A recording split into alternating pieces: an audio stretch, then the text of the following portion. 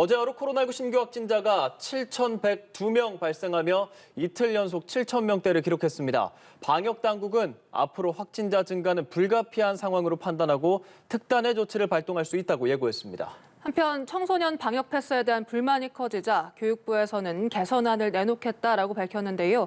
관련 내용들 최재욱 고려대 의대 예방의학교실 교수, 최진봉 성공회대 교수와 짚어보겠습니다. 어서 오십시오. 어서 오십시오.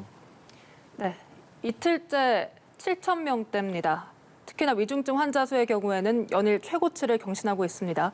일각에서는 이대로라면 이달 말에 12,000명까지 확진자가 나올 수 있다라고 경고하기도 했는데요. 교수님께서는 어떻게 판단하십니까? 네, 그러한 판단이 대체로 전문가들이 공통적으로 동의하는 바입니다. 그래서 지금 특단의 대책이 없으면 이 감염자 증가 추세는 12,000명까지도 이달 말에 도달할 수 있다는 것이고요. 이제 그와 함께 지금 굉장히 중요한 부분은 확진자 증가에 어차피 예견됐던 부분이기도 합니다만 지금 위중증 환자가 계속 연일 최고치 이번 857명이죠. 그다음에 사망자 숫자는 전달에 11월 달 775명에서 지금 벌써 450명이 넘었고요. 8월 달에 77명이 사망자였다고 생각하면 11월 달에 10배 이상 증가했다는 이런 사망자 증가 추세와 같은 이런 전망을 보면서 지금 특단의 대책이 필요하지 않을까라는 생각입니다. 네, 이 말씀하신 대로 중환자나 사망자 수가 크게 증가하고 있다는 점. 방역당국은 중증 화율을 잘못 예측했다, 이를 시인하기도 했는데 왜 잘못 예측을 했을까요? 글쎄요, 그 부분에 잘잘못을 지금 어디가 따지기는 어렵겠죠. 그런데 아마 놓친 부분은 지금 백신 접종 후에 이 항체 지속 효과, 이 백신의 이 효과 부분에 대해서 장기간 지속되지 못한다는 부분을 좀 간과했던 부분이 있고요. 특히 아스트라제네카 백신이 백신 접종 후 2달 지나면서부터 중항체 형성이 굉장히 감소합니다. 그래서 이러한 부분들에 대한 것들을 놓치면서 추가 부스터 접종이라든지 이런 부분들을 좀 놓쳤던 부분이 지금 이런 위중증 환자 증가 추세가 고령자에게서 나타나고 있던 부분과 관련이 아주 명백하기 때문에 이런 부분들이 좀 원인이라고 생각합니다. 네, 실제로 고령층 분들은 지난 3, 4월에 봄과 여름 사이에 아스트라제네카 백신을 주로 맞았기 때문에 정부가 이런 부분을 좀 놓쳤지 않았나 이런 분석이시거든요. 그렇기도 하고 또 하나는 이제 떨어지잖아요. 시간이 지나면 지날수록 떨어지는 상황이니까 그게 사실은 중화항체를 만드는 비율이 떨어지는 부분들이 영향을 미쳤다고 볼 수밖에 없고 또 하나는 제가 볼 때는 이제 연세가 많으신 분들도 그렇지만 기본적으로 겨울이 되면서 환기를 잘 안 해요. 그러다 보니까 환기가 안 된 상태에서 만약에 한 명이라도 감염자가 있을 경우에 이게 공기 중으로도 이 비말이 튈 수 있는 상황이 되는 거잖아요. 약간 오랫동안 공기 중에 떠다니면서 비말이 영향을 미칠 가능성을 충분히 예견해 볼 수 있을 것 같고 또 하나는 사실은 이제 가까운 사이에 있는 사람들에 대해서 경계심이 좀 풀어져요. 지금 경계심이라 하면 코로나19가 감염될 수 있다는 경계심이 풀어져서 마스크 착용이 제대로 안 되는 경우가 있을 수 있고 또 이제 단계적 일상회복으로 돌아가면서 결국은 조금 경계심이 많이 풀어진 부분이 있죠, 사실은. 식당이라는 데 가서 또 경계심 없이 그냥 식사하는 경우들도 많이 있고요. 이런 부분들이 문제가 된다고 보여지고요. 그리고 이동량이 사실 약간 줄긴 했는데 주는 게 별 의미가 없다고 느껴지는 건 뭐냐면 가까운 지역에 있는 사람들 이동량 변화에 포함이 안 돼요. 그러니까 이동량 변화라고 하는 것이 자기가 거주하고 있는 거주 지역에 다른 거주 지역으로 가서 30분 이상 머물렀을 때 통계에 잡히는 거거든요. 지금 이틀째 7,000명 확진자가 발생하고 있는 상황. 확진자 수가 이렇게 늘어나면 비상계획을 발동해야 하는 것 아니냐, 방역 수위를 올려야 되지 않느냐라는 의견이 일각에서 나오고 있습니다. 어떨까요? 맞습니다. 지금 현재 그런 의견이 나오고 있고 특히 전문가들 입장에서는 방역 강화를 해야 된다라고 주장을 하고 있어서 신중하게 검토를 해야 된다고 보고요. 아마 방역 당국도 이 부분에 대해서 검토를 하고 있는 것으로 알려지고 있습니다. 지금의 상황이 엄중한 상황 분명히 맞고요. 7,000명씩 넘어가는데 이게 아까 얘기도 잠깐 나왔습니다만 10,000명 이상 넘어갈 가능성이 있어요. 예측 지금의 상황이 계속된다는 가정하에 말씀을 드리면요. 그런 상황이라고 하면 과연 우리가 10,000명 이상의 확진자가 나왔을 때 중증 환자들을 관리하고 또 그분들을 치료할 수 있는 그런 여력이 있느냐 하는 부분은 의문이 생길 수밖에 없습니다. 빠른 시간 안에 짧은 시간 안에 병상을 확보하고 의료진을 확보하기에 한계가 있기 때문에 분명히 그렇고요. 그렇다고 하면 긴급 조치를 발동할 가능성 저는 점점 좀 높아지고 있다고 보여집니다. 지금의 추세가 급격하게 줄지 않는 한 제가 볼 때는 단기간에 짧은 시간이라도 긴급 발동을 해서 일정 부분 확진자를 줄여서 병원, 우리 병상이나 아니면 의료진이 감당 가능한 수준까지 낮춘 다음에 다시 단계적 일상회복으로 돌아가는 것이 필요한 상황이라고 보여져서 신중하게 검토해야 한다고 보고요. 또 의료진들이나 아니면 이제 그 전문가들이 어떤 판단을 하고 있는지를 귀담아 들어서 정부가 대책을 좀 잘 세워야 될 것으로 생각이 됩니다. 네. 사실 긴급조치 발동 기준점이 중증 병상 가동률 75%였는데 지금은 90% 안팎에서 움직이고 있습니다. 그럼에도 아직은 나오지가 않고 있거든요. 교수님께서는 이런 거리두기를 강화하는 것, 영업시간을 제한한다든가 하는 것이 필요하다고 보십니까? 네, 지금 상황에서 뭐 불가피할 것 같습니다. 지금 좀 아까 말씀하셨듯이 병상 점유율이 90%라는 부분 이미 기준도 초과했지만 네. 90% 그러면 한 10% 여유가 아직 남아있지 않냐 이렇게 아마 많은 분들이 생각하실 수 있을 것 같아요. 그렇지 네. 않습니다. 환자가 들어오고 나가고 또 소독하고 하는 처리 기간, 시간이 또 물리적으로 소요 기간을 필요합니다. 그래서 그런 고려하면 90% 시점 100%고요. 절대로 여유가 있는 게 아니고 지금 오버플로우 초과돼 있다라고 생각하시면 되고요. 그런 면에서 그런 병상 수의 부족을 해결하기 위해서는 지금 유입되는 신규 확진자 숫자를 감소시켜야만 이 부분이 근본적으로 가능해서 이런 부분은 분명히 축단의 조치가 즉 확진자 숫자를 줄이기 위한 거리두기 강화라는 부분은 지금 상황에서는 불가피할 것으로 전망됩니다. 네, 그 특단의 조치 어떤 것들을 좀 예상할 수가 있을까요? 결국 영업시간 제한이나 네. 또 사적 모임을 지금 더 줄이거나 또 혹은 일부 업종 같은 경우는 영업을 아예 금지하는 그런 부분들에 같은 과거 4단계에 준하는 그런 부분들의 검토가 필요하지 않느냐는 지적이 그래서 계속 나오고 있는 상황입니다. 네, 결국 지금 병상 부족 문제로 인해서 상당히 심각한 상황인데 재택 치료를 강화하겠다고 정부가 말을 했죠. 고위험 재택 치료자에게 먹는 치료제를 처방하겠다고도 했고 동네 의원에서 재택 치료를 관리하겠다 이런 방안들도 내놨습니다. 교수님 어떻게 보시나요? 근데 일정 부분 필요한 부분이 있습니다. 그런 상황은 근본적으로 단적으로 말씀드리면 이런 겁니다. 재택 치료, 생활치료센터에서 대부분 환자가 계시면서 중증 환자로 이제 갈 때까지 이제 안전하게 계셔야 되는데 중증 환자로 가시는 분 같은 경우에 재택치료와 생활치료센터에 계시면서 의료진의 얼굴을 한번 보지 못하고 중증이 되어서만 옮겨가면 그때 처음으로 의료진을 만나게 됩니다. 네. 자, 이런 부분의 의료 공백을 좀 해소하기 위해서 일선 의원이나 의료기관의 이런 치료라든지 관리를 좀 강화하겠다는 그런 부분이고요. 근데 사실 근본적으로 좀 그럼에도 불구하고 한계가 좀 있습니다. 여전히 비대면 진료, 즉 화상 진료나 이런 전화 상담을 통해서 진료하는 부분이고요. 아까 말씀하신 항체 치료제 같은 경우를 이제 본격적으로 좀 활성화해서 재택 치료의 경우에도 투여하겠다 그랬는데 의료 행위입니다. 결국은 의료진이 가서 상담하고 진찰하면서 항체 치료를 해야 되기 때문에 전면적인 어떻게 보면은 이 일선 의원급에서의 외래 치료 부분은 이제는 재택 치료의 경우에 할 수 있도록 허용해 주는 것이 필요하고요. 그런 부분들이 전제제가 되는 가운데 재택 치료를 해야 하는 것이 원래 순서였다는 그런 지적이 계속 의료진에게서 전문가들에서 나오고 있는 상황입니다. 네, 교수님께서는 이렇게 재택치료 원칙과 이 재택치료에 대한 대책들이 더 많이 나오고 있는 이 상황에 대해서 어떻게 보고 계십니까? 그러니까 지금 불가피하죠. 재택치료를 하지 않으면 그러면 지금 어려움에 있는 사람들 어떻게 치료를 합니까? 그러니까 병상이 일정 부분 제한될 때는 불가피하게 이런 방법을 쓸 수밖에 없어요. 지금 지적하신 것처럼 사실은 생활치료센터에 있을 때는 의료진 한 명도 못 봐요. 네. 생활치료센터에 들어간 사람들은요, 그냥 모아놓고 식사해주고 온도 재고 체크해서 자기가 앱에 올리는 거 말고는 특별히 하는 일이 없습니다.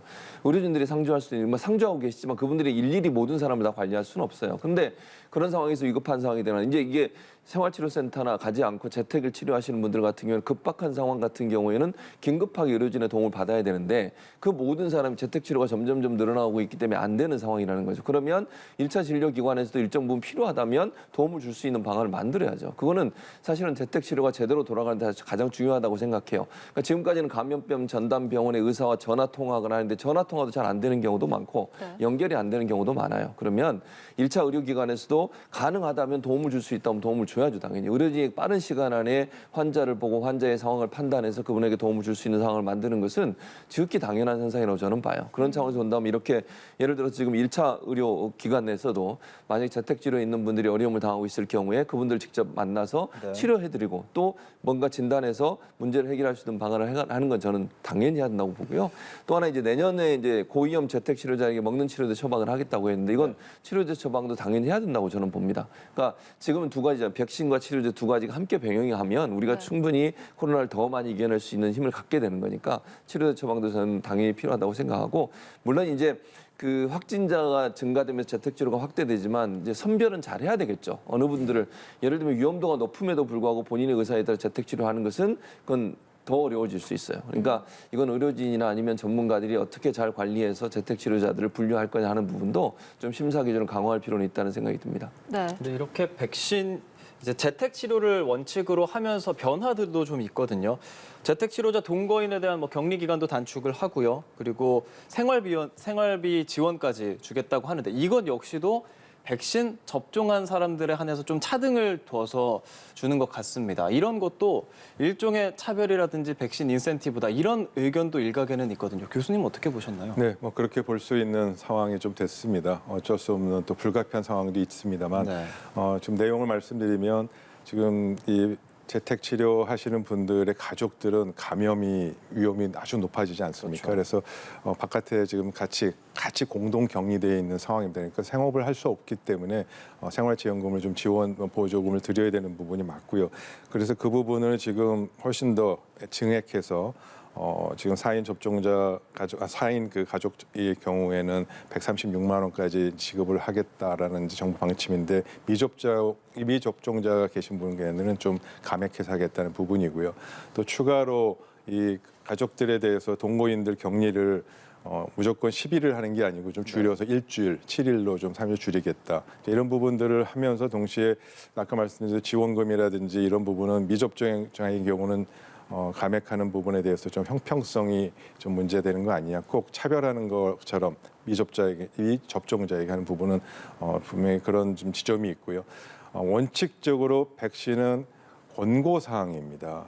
그래서 그 권고 사항으로 접종을 하는데 실질적으로는 그것을 강제적으로 해서 불이익을 받게 하면은 그 부분은 권고 사항인데 왜 이거를 불이익을 받게 하냐는 점에서 국민들에게 조금 더 설명과 홍보와 안내를 해드리는 그런 과정은 더 좀 많이 되어야만 그 부분에 설명이 좀 가능할 것 같습니다. 네, 그 격리 기간을 단축하는 부분에 대해서 의문이 있는 사람들이 많은데 10일에서 7일로 단축을 하면 이 잠복 기간이 그것보다 더 긴데 이렇게 단축을 해도 될까? 이런 의문이 드는 것 같습니다. 과학적 근거는 좀 있습니다. 네. 대체로 7일 정도만 지나면 추가적인 그 7일 이후에 발생하는 감염 기회는 그렇게 높지 않다. 그게 확률적 통계적으로 10% 미만이다라는 그 통계적 관점에서 말씀드린 거고 지금 말씀하신 대로 7일 이후에도 감염 기회는 분명히 있습니다만 네. 그거는 수치가 높지 않기 때문에 이 부분은 좀 예외적으로 관리하겠다라는 좀 차원에서 가능하면 격리자의 불편함을 덜어드리려고 한 부분이라는 점에서 이해해 주시면 좋지 않을까 싶습니다. 네. 네. 그리고 최근 청소년 방역 패스와 관련해서 논란이 뜨거우면서 어제 유은혜 교육부 총리가 간담회를 열었습니다. 교수님께서는 이 간담회 전체적으로 어떻게 보셨습니까? 그러니까 이제 설득이죠, 사실은. 이게 아까도 말씀하셨지만 기본적으로는 강제할 수는 없는 거잖아요. 그러니까 접종이라고 하는 것은 본인들이 자발적으로 맞아줘야 돼요. 그렇지 않으면 사실은 이거는 뭐 어떻게 강제로 할 수는 없어요. 물론 이제 방역 패스라는 게 뭐 간접적으로 강제가 된다고 보시는 분들이 많이 있지만 네. 그러다 보니까 청소년들은 어쨌든 보호를 해야 되겠고 또 청소년들을 통해서 가족 간에 전파가 되면 나이 많으신 할머니, 할아버지에게도 전파될 수 있는 위험성은 충분히 있는 거잖아요. 그런 부분들을 막기 위해서 대책을 수립하는 대책이라고 하는 건 사실은 설득밖에 없어요. 그러니까 청소년들이 왜 예방 접종을 하셔야 되는지 하는 부분에서 얘기할 수밖에 없는데 지금 뭐 접종 완료율을 보면 12에서 15세는 13.1%만 접종이 완료가 됐거든요. 네. 그리고 이제 다 해서 16, 17세까지 다음 17세는 64%. 이 정도기 때문에 이제 어른들에 비해서는 접종률이 낮아요. 물론 이제 어린이나 청소년들에 대해서 부모님들이 걱정이 많으시고 이러다 보니까 접종률이 떨어지는 건 분명한데 이거는 이제 안전성을 계속 설득할 수밖에 없고 또 하나는 이제 학교가 지속적으로 대면 수업을 하려면 청소년들의 접종률이 높아지지 않으면 이걸 계속하는데 상당히 부담이 될 수밖에 없거든요. 왜냐하면 학교나 이런 데 사고나 학교에서 감염이 일어나는 경우들이 한 80% 되는 것 같아요. 청소년들 같은 경우에. 네. 그러다 보니까 이제 교육부에서는 설득을 할 수밖에 없는 상황. 왜냐하면 두 개를 병행하는 것은 결국은 접종률에 연동돼 있을 수밖에 없다고 생각해요. 만약에 이렇게 돼서 계속 접종률이 낮은 상태에서 대면 수업을 계속 할 수 있을까? 학교로 상당히 부담이 될 수밖에 없기 때문에 네. 저는 뭐 지속적으로 설득해야 된다고 보고요. 전문가들도 지속적으로 이제 학부형들이 안심할 수 있도록 하는 대안들 또 뭐 통계들 이런 부분을 충분히 설득해야 된다고 생각해요. 그래서 자발적으로 맞을 수 있는 퍼센테이지를 올리는 게 필요하지 않겠나는 생각이 듭니다. 네, 설득밖에 방법이 없다라는 말씀이셨는데 교수님께서 실제로 이 청소년들이 백신을 맞지 않았을 때 감염의 위험률이 얼마나 높고 네. 이 맞지 않았을 때 불이익 같은 것을 좀 설명을 해주시겠습니까? 예, 과학적으로, 의학적으로 말씀드리면 청소년에서의 백신 접종으로 인한 감염 예방 효과와 이득은 네. 의학적으로 분명히 있습니다. 네. 그래서 그런 아직 뭐 장기간의 부작용에 대한 불확실성은 아직 좀 남아 있습니다만 현재 수준에서의 그런 과학적인 근거와 이득은 분명히 크다는 점은 뭐 명확하고요. 다만 그럼에도 불구하고 그러한 백신 접종은 성인도 마찬가지로 권고 사항이라는 점을 분명히 말씀드리고 싶고요. 두 번째로 백신 접종과 백신 패스와는 구분해야 됩니다. 접종은 권고하고 의학적으로 자꾸 말씀드리되 백신 패스에 대한 부분은 그걸 통해서 여러 가지 다른 걸 좀 고려해야 되는데 학교를 전면적으로 등교한 이유가 뭡니까? 감염 위험이 증가함에도 불구하고 학습권과 교육권을 위해서 학교 등교를 전면 등교를 실시하지 않았습니까? 네. 그와 마찬가지로 지금 청소년 백신 패스가 적용되는 학원이나 독서실 같은 경우는 결국 학습과 교육과 맞물려 있는 부분이고요. 그래서 접종과 패스는 분리하는 것이 필요하고 그러한 면에서 학교가 지금 전면 등교한 것과 마찬가지로 이런 독서실과 이런 이 학원에 대한 부분을 이 백신 패스 적용해서 불이익을 준다는 것 자체가 논리적으로 좀 타당하지 않은 점이 있다는 점을 분명히 좀 정부가 인식할 필요가 있고요. 그러한 면에서 학부모들의 반발이라든지 이해하지 못하는 정책을 논리적으로 이해하지 못하는 점에서 백신 패스 적용 문제만큼은 좀 제고하는 것이 필요하지 않을까라는 것이 많은 전문가들이나 일반 학부모들의 의견이라는 점을 좀 고려해야 될 것 네. 같습니다. 어제 유은혜 부총리가 세부 지침은 조율하고 개선 방안을 마련하겠다 이런 언급을 하면서 이 세부 지침 조율 가능성에 대한 문은 열어둔 것인가? 이런 반응이 나옵니다. 제가 이게 세부 지침이라고 하는 것을 이제 저한테 물어보실 때 방역 패스와 연관된 거냐 이렇게 물어보신 건 모르겠는데 방역 패스와 연관된 부분보다는 다른 세부 지침이 있지 않을까 하는 생각이 들어요 개인적으로.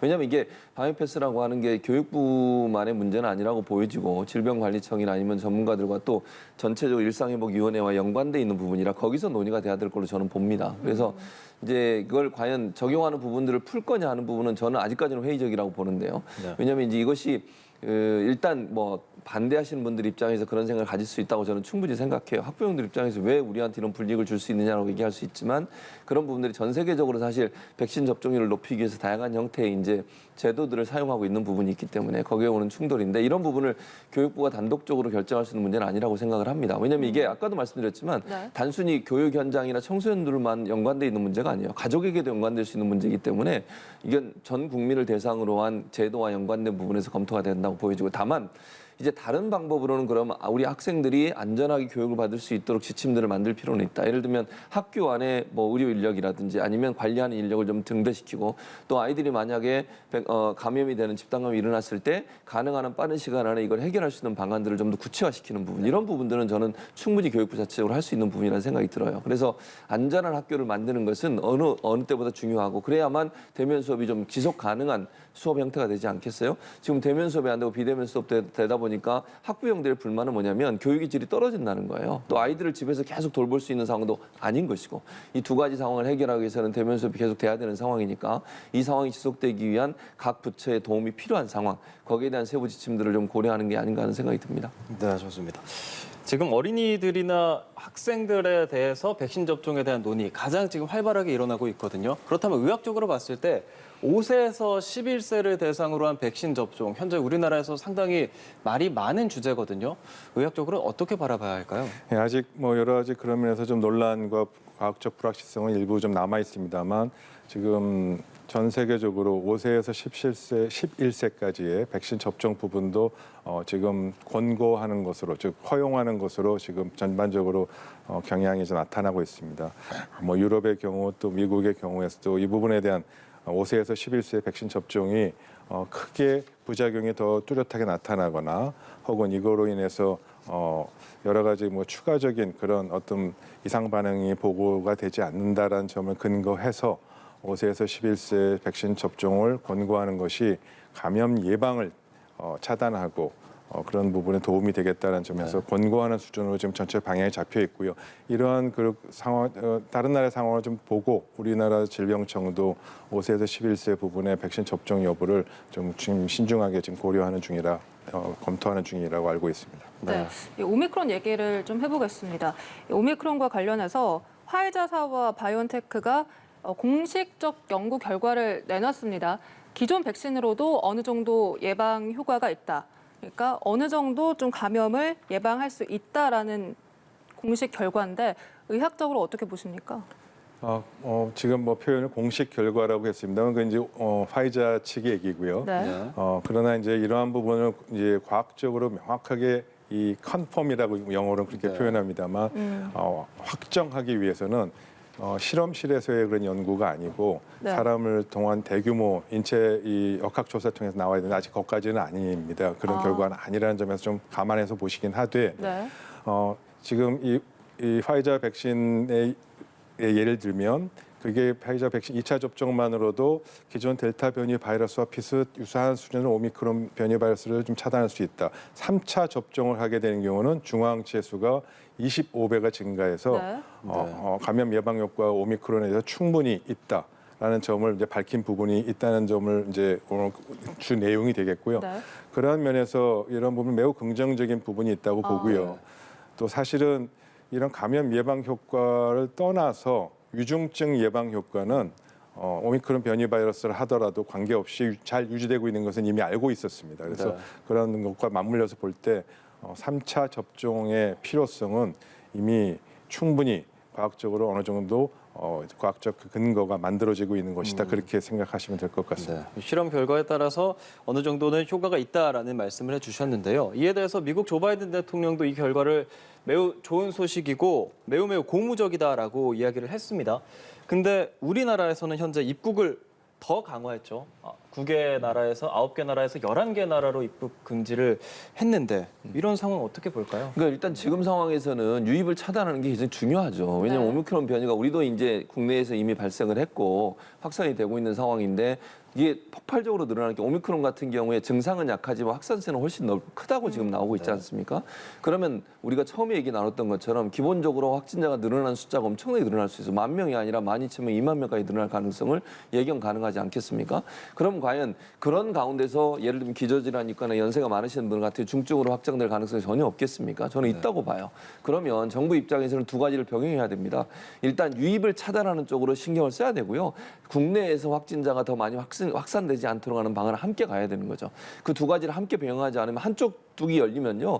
아무리 한쪽을 막는다 한들 그것은 또 다른 문제가 발생할 수 있는 위험성이 있다. 그런 차원에서 본다면 저는 당연히 지금 현재 상황에서는 확진자 수를 줄여야 되는 상황이고 그런 상황이라고 하면 외부 유입을 차단하는 것은 당연히 해야 된다고 봅니다. 지금 11개국으로 늘어났는데 저는 필요하다고 하면 더 많은 나라들의 입국도 일정 부분 제한하는 거 이게 시간이 어느 정도 걸릴지 모르겠지만 그건 당연히 필요하다고 봐요. 왜냐하면 외국에서 들어오는 것을 잘 차단하지 못하면 이게 국내에 들어와서 엄청난 속도로 파장될 수 있는 좀 확산될 수 있는 위험성이 있기 때문에 정부로서는 당연히 해야 되는 저는 정책이라고 생각하고 그래야만 확산세를 어느 정도 누그러뜨려서 우리가 의료 체계가 감당 가능한 시스템을 다시 복구하고 만들 수 있는 기회가 될 거라고 생각이 됩니다. 네, 오미크론에 대한 이 정확한 분석 결과가 아직까지는 나오고 있지 않은 상황이어서 많은 세계 국가들이 실제로 방역 고삐를 죄고 있는 상황이긴 합니다. 그런가 하면 스텔스 오미크론이라는 것도 발견이 됐다고 하는데 이름이 좀 어려운 것 같습니다. 그리고 이게 PCR 검사에서도 검출이 되지 않는다라고 하는데 처음에 델타 변이도 PCR 검사에서 검출이 되지 못했잖아요. 어떻게 다른 겁니까? 예, 뭐 PCR 검사를 통해서 코로나 변이 바이러스는 다 찾을 수 있습니다. 네. 그런데 변이를 구분하지 못한다는 거고 변이 구분하지 못하는 것은 그 변이가 발생한 부위 유전자를 고기를 검사해야만 나올 이 변이의 가능성 어떤 변이라는 걸 확인할 수 있지 않겠습니까? 근데 그런 식으로 지금 현재 PCR 검사들의 일부가 네. 변이가 발생한 그 부위에 특화돼서 찾아내는 검사가 아닌 부분이 있어서 그런 부분들을 통해서 진단 검사 방법에 이 일정 부분을 좀 수정 보완을 해야 오미크론 변이 바이러스를 즉각 찾아낼 수 있는 그런 상황입니다. 그래서 그 부분에 대한 부분은 기술적으로는 어려운 건 아니고요. 네. 단지 좀 시간이 좀 필요합니다. 아. 제품이 새로 만들어야 되니까 그러한 점에서 조금 시간을 갖고 기다리시면은 오미크론 변이 바이러스를 좀 즉각 바로 확인할 수 있는 그런 거가 가능해진다는 점을 말씀드리고 싶습니다. 네, 스텔스 오미크론에 대한 이야기까지 나눠봤습니다. 지금까지 최재욱 고려대 의대 예방의학교실 교수 그리고 최진봉 성공회대 교수와 함께했습니다. 오늘 고맙습니다. 고맙습니다.